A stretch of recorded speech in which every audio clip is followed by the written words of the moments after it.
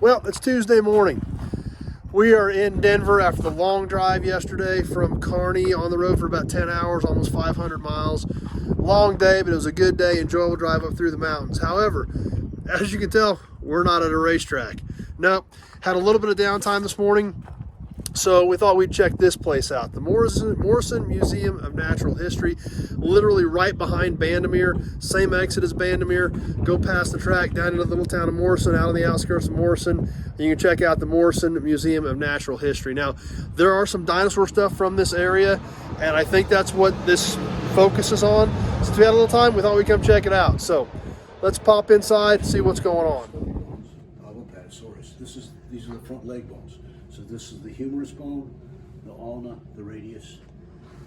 And that's a research cast of the same bones from a different species of dinosaurs that gives you kind of a better idea of what these look like.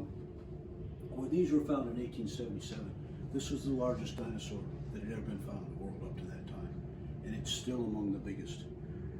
A full-grown Apatosaurus would be about as long as this building, and maybe weigh 35 tons.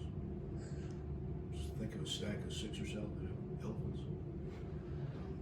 About a third of its neck is represented there, and almost life-size rendition of its head. Looking at the head, do you see anything that's missing?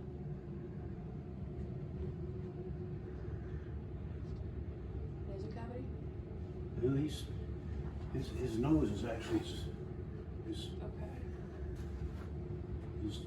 nose is up there. See chewing teeth? No molars, huh? Nothing to chew with. He's a plant eater, but he didn't chew with his head. They chewed with gullets. Some birds do.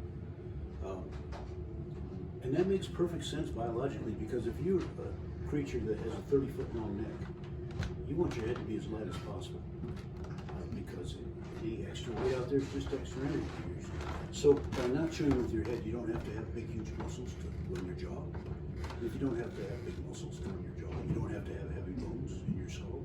Your skull can be really, really light and really small compared to the rest of your body. And so that's what these guys, they bioengineered themselves to be effective. So these bones right here were actually found basically right here on site where we're at. Yeah. Right here at Morrison. Yeah.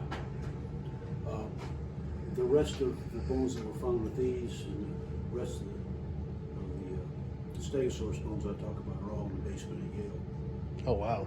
Yeah. What was happening here is a guy named Arthur Lakes was digging. He was digging on behalf of a man named Othniel Marsh, who was a famous paleontologist at the time. And Lakes was boxing up all the bones and sending them back to Yale, where Marsh was studying them, writing them up, giving them names, all that sort of stuff.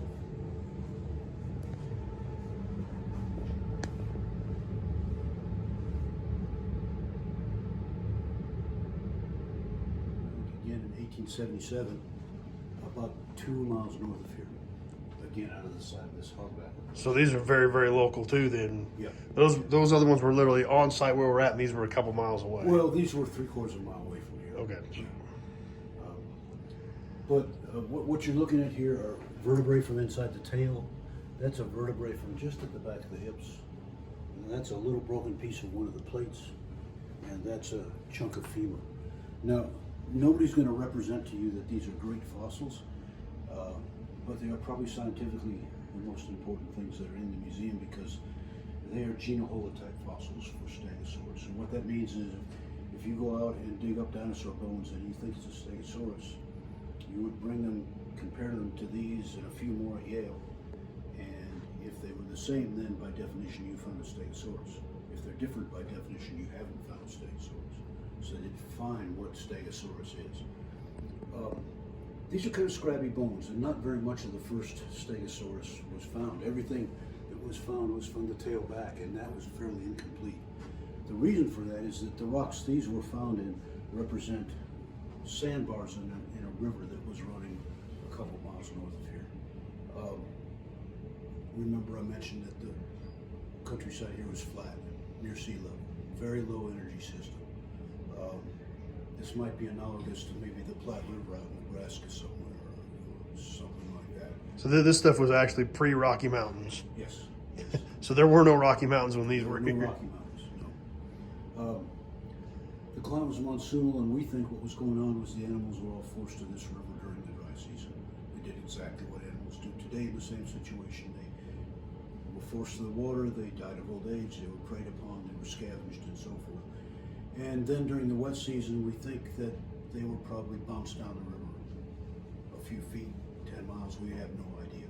But they ended up being buried in sandbars in this river.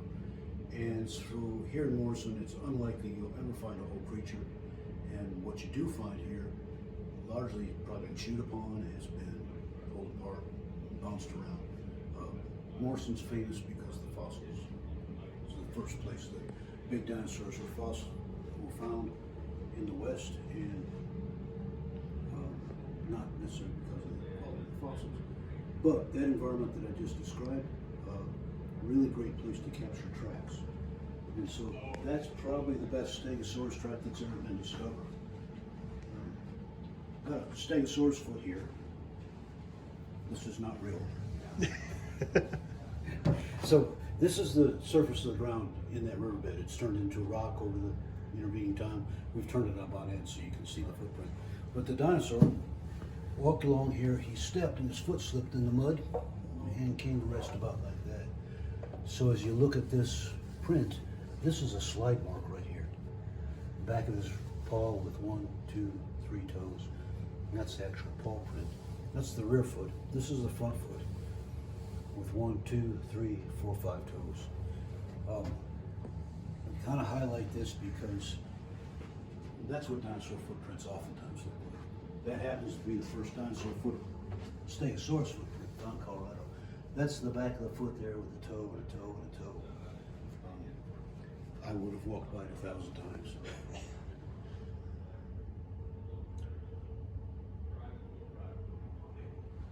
Not. Well, we wrapped it up. It was a cool deal. The clips we showed you was about 5 minutes. We've been here for at least an hour. A lot of neat stuff, a lot of cool stuff that's all found right here.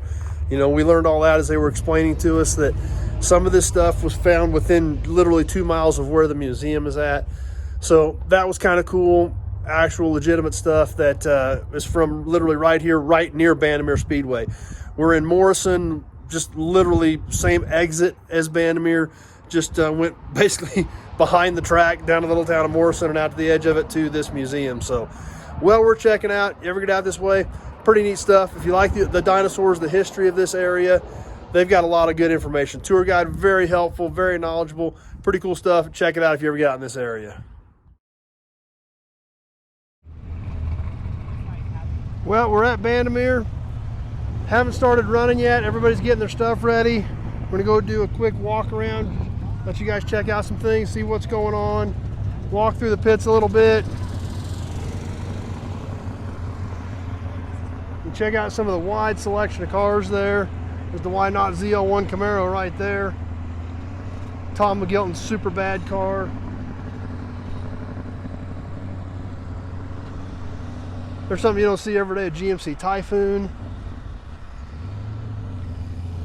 Just all kinds of cool stuff all over the pits. Bandimere has huge pits. Obviously, this is a big, big facility.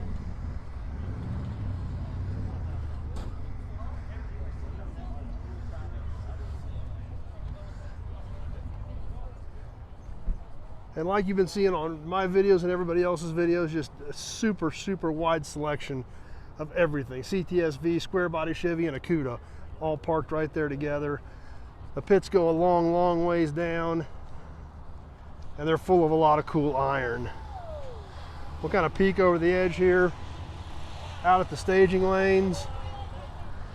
We'll walk down there here in a minute, but you can kind of see all of the super cool cars that are lined up over there as well.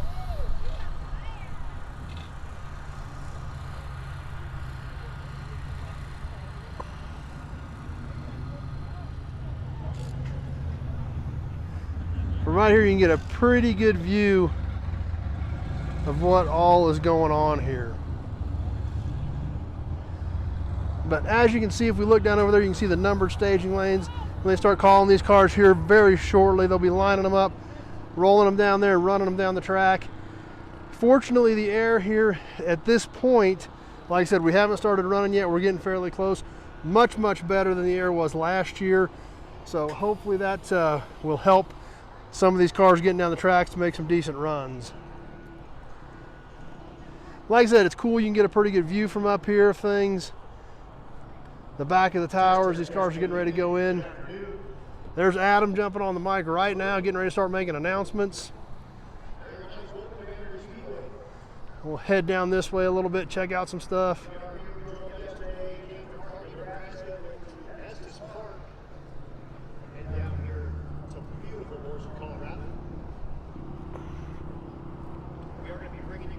Just so much cool stuff to take in. You can just wander around out here forever and look at cool cars. Like I said, looking for hopefully a better day here than what Bandimere typically has been since we are up here in the mountains. Last year when we got here, it was over 100 degrees here in Colorado. Obviously that just killed the air here. But you can see we're literally pretty much right on the side of a mountain where we're at. So definitely got some altitude up here, and hoping that this temperature stays under control today so that it doesn't get super terrible out here like it was last year, and hopefully we can get some decent runs in today. So we'll try to get you some clips a little later on of some guys out there making some hits, making some runs, keep up on some of the action, and check out what all's going on out here today at Bandimere. Tuesday, Rocky Mountain Race Week. Wrap up here today, head to Pueblo tomorrow, then drive back to Great Bend on Thursday and race there all day on Friday. So hope to see some of you out there. We'll get some more clips yet put together today. We're gonna have some fun. We're gonna check it out. We're gonna have a great time. We'll see you soon. Hopefully get some more racing action clips a little bit later today. There's the Sick magazine trailer out here covering everything. The dedicated publication to drag and drive events, Sick the Mag. Definitely check that out if you have not seen that either. If you like this kind of stuff, that's where the coverage is at. So there we go, kind of a quick pit tour. We'll be bringing you some more of the action here coming up. Stay tuned.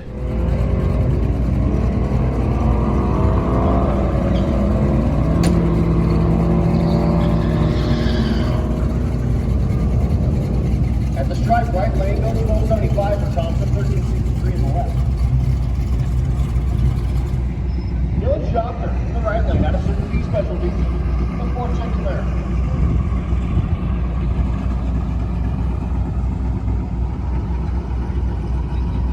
Left lane.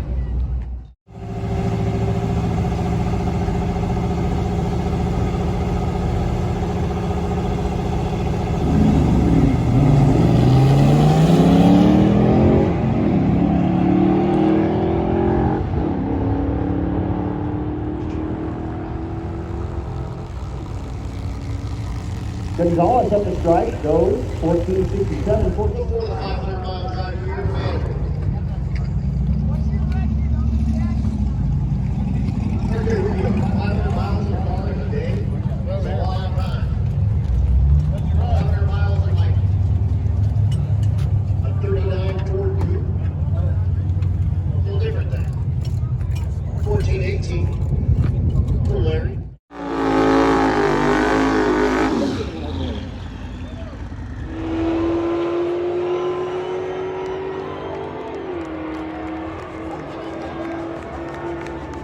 Here's one for you.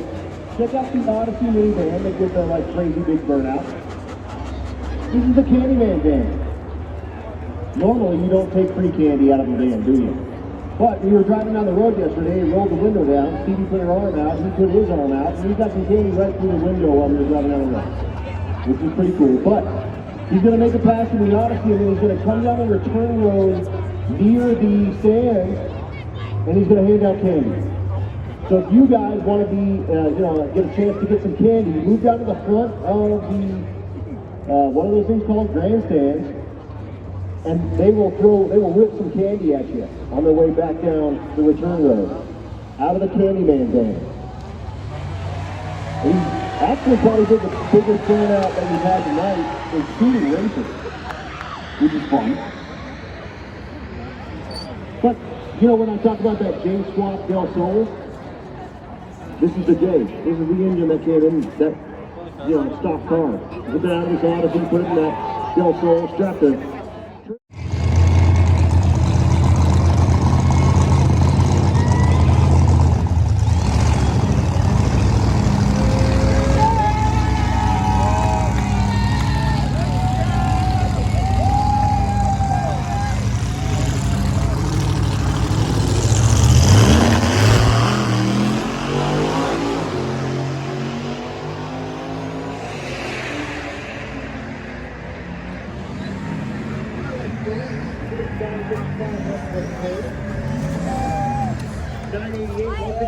Got a whole crowd here to the left. Open the other door.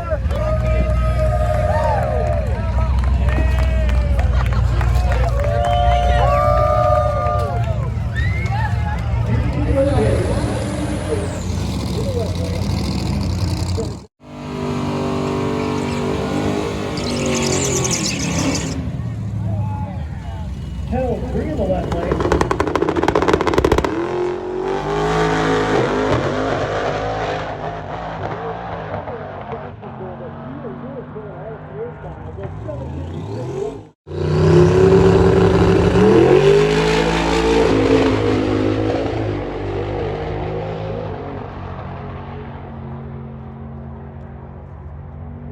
$854.